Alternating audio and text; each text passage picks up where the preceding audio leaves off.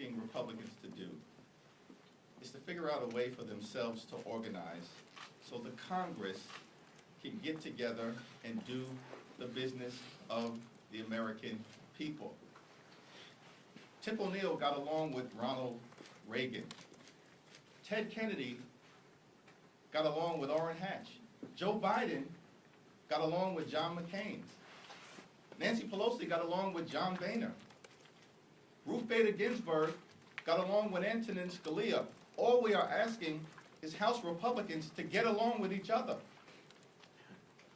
so we can get about the business of the American people. Leader Jeffries, Congressman Smith indicates there might be some national security concerns with an extended drawing out of this process. Do you all have that concern that there may be some national security vulnerability to not being sworn in, not getting intel or briefings?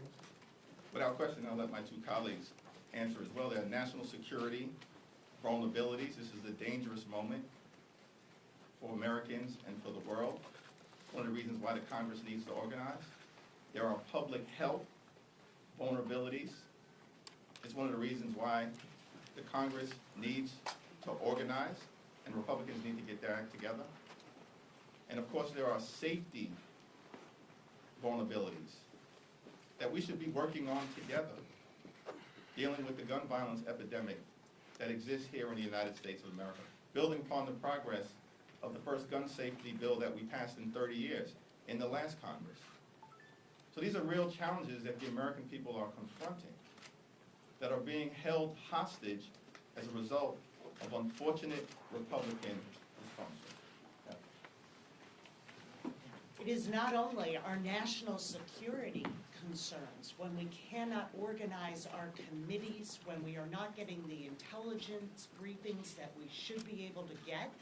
I mean, it is just a matter of luck at this point that there is not something we miss because of this profound dysfunction in the Republican Party. And we have to look at this for the outrage and the danger that it is.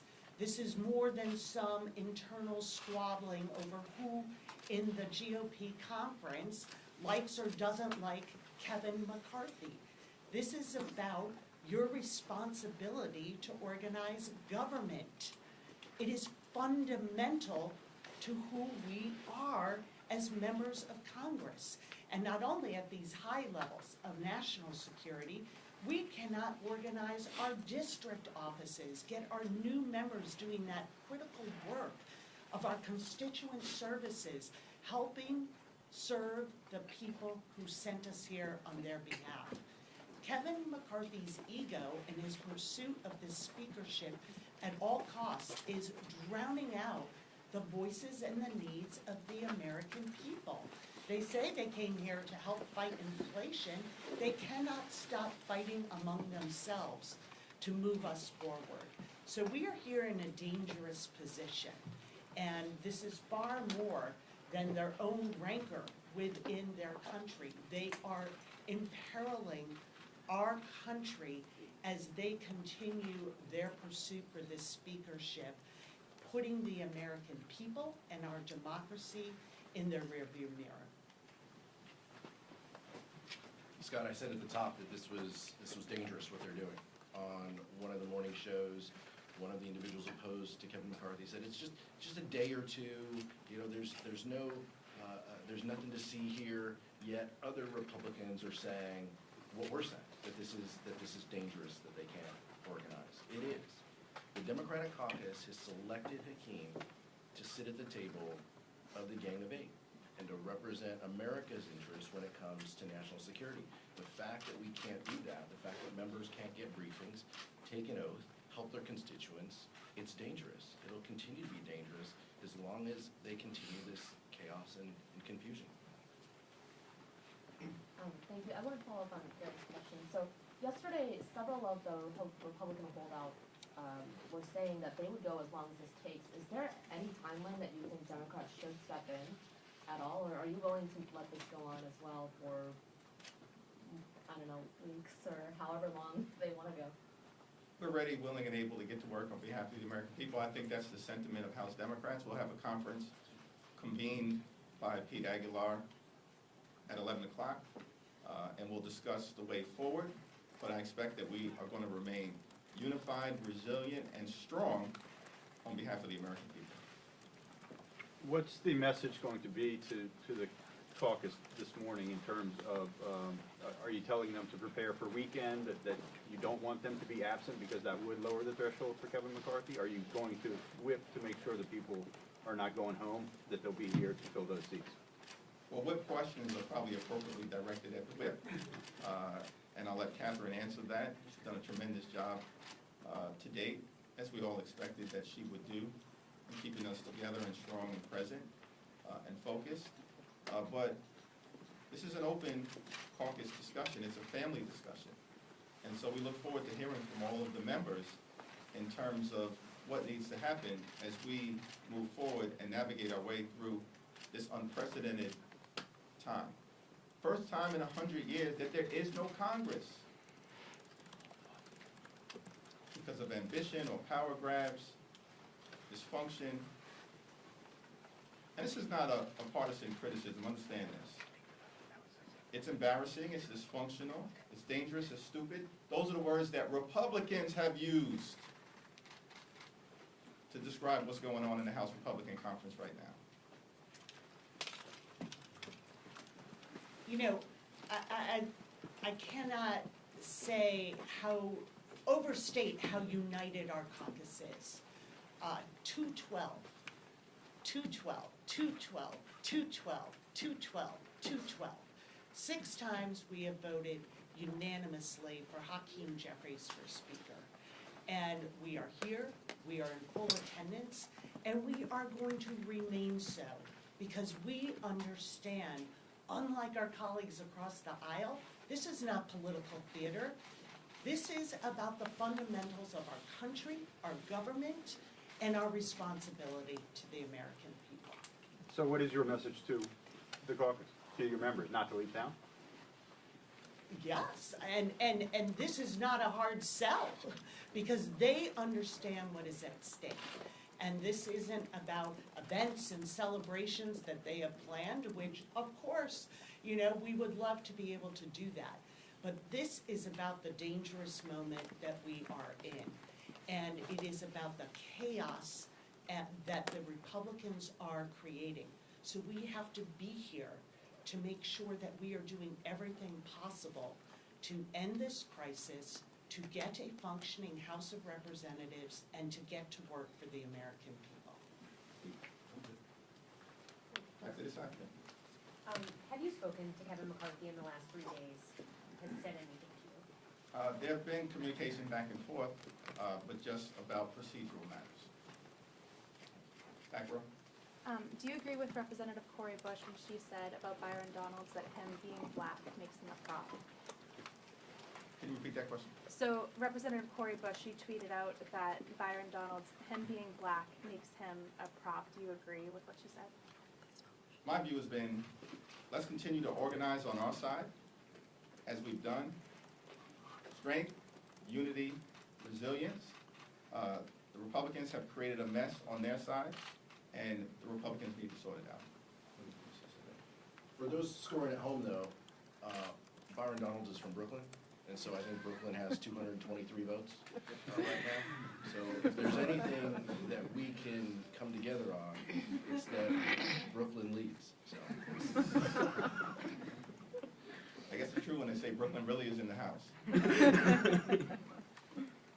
Congresswoman Boyd said yesterday that the average American, I think he mentioned someone in Des Moines, Iowa, is unconcerned about the fact that the United States House doesn't have a speaker yet. Do you agree with that characterization that the average American is concerned with what's going on, that this is just inside baseball? Yeah, that's a ridiculous assertion. And when you think about what Democrats were able to do under the leadership of Speaker Pelosi, substantively, of course, it was incredible work that made life better for everyday Americans in quantitatively provable ways over the last 4 years. But we also were able to organize, first, in 2019, in the midst of the longest government shutdown in American history, brought to us by the former twice impeached President of the United States because of his ridiculous quest to try to build a medieval border wall. Yet despite that 35-day government shutdown, the new Democratic majority organized so we could get about the business of the American people. And then in 2021, we had to organize in the midst of a violent insurrection. But our flag was still there. So we got about the business of the American people, notwithstanding a historic attack on the Capitol. And all we are asking Republicans to do is get it together amongst yourselves so we can make life better for people in Iowa, in the heartland, in urban America, in rural America, in suburban America, and in small-town America and Appalachia as well. Yes, the American people do care. We don't want to do nothing Congress. But it appears that that is what some Republicans want to bring to the American people. Thank you. Congressman Jeffries, what are your thoughts on Cheryl Johnson's performance as she serves as the House Chair? I think Cheryl Johnson, one who's a historic figure in her own right, is doing a very good job under difficult circumstances. Second row? Looking ahead to the future with, a lot of future fights on the horizon, like the debt ceiling, government funding, I mean, the inability of Republicans to organize themselves, what does that say for the ability of this body to be able to govern? Thank you for asking that question. I want Catherine and Pete to weigh into longstanding appropriators. But there's important work to be done in this Congress. We have to make sure we do not default on our debt for the first time in American history. And we need to get working on that because we're going to hit the debt ceiling in a few months. One thing we will not do is allow extreme MAGA Republicans to try to hold the American economy hostage or detonate Social Security and Medicare, which many of them want to do, or else default on our nation's debt for the first time in American history. That's an important issue that is in front of us. And every day that goes by where Congress doesn't organize is the day that we get closer to a historic default on our debt. That's a problem. We also should begin the appropriations process so we can continue to fund the priorities, the health, the safety, the economic well-being, and national security of the American people. That could be a problem, but we should get to work immediately on that. And we have a farm bill that we have to pass as well. And work on that is being held up by this Republican dysfunction. Last question. Representatives, going back to national security, how does this look on an international scope and the world stage? Congress needs to get together and organize itself for national security reasons, for public safety reasons, for public health reasons, to promote the economic well-being of the American people. Thank you.